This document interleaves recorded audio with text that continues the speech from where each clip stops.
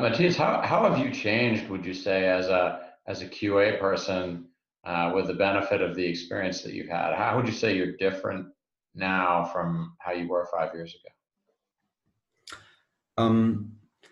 I think now I'm not concentrating that much on functional testing anymore. 5 years ago, or even 10 years ago, it was testing was a very sometimes it was a very boring process. You were creating test cases, you were creating test plans that were in some cases very big, sometimes 65 pages long test plans or test concepts, sometimes longer.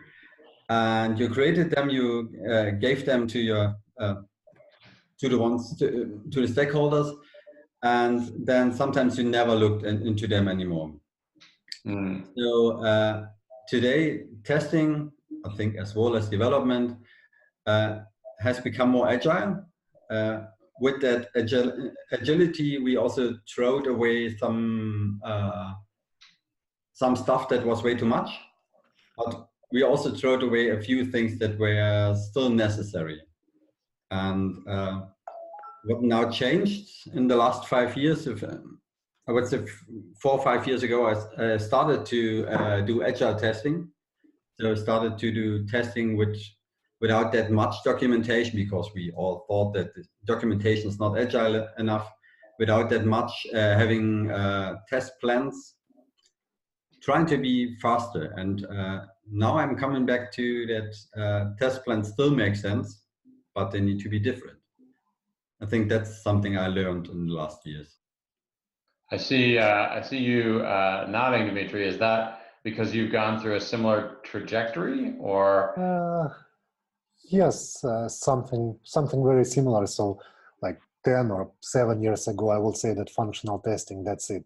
But like as our company grown, we started to understand that if you just test only like a single feature of the product, right, and you don't test the product as the whole, then like what we got complaints of the clients, and we'll need to like test it as a whole and come up with different testing strategies. So it's much more complicated. And to Matthias' point, I will be very interested to hear how they reduce amount of documentation, because it's indeed a problem. But without documentation, there is a risk that like some function of the application will be tested few times, while some will be like completely forgotten.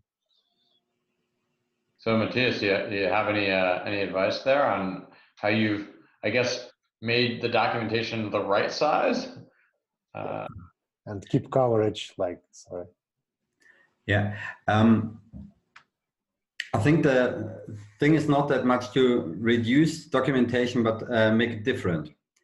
Like I said, from my point of view, the old documentation, or at least the old documentation we created, was way too much.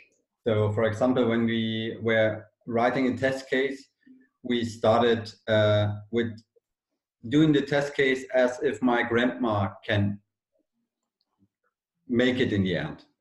So we are writing, go through the page, click on that button, type in this thing. When I'm creating a test case now, I'm writing a test case so that an experienced tester can do it.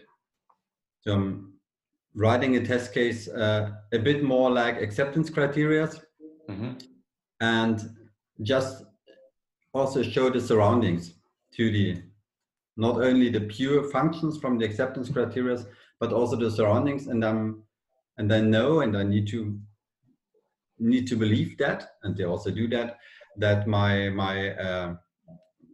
testers also looking at the surroundings. So we are not documenting that granular anymore, like we did a few years ago, but we are now writing our documentation on a more high level.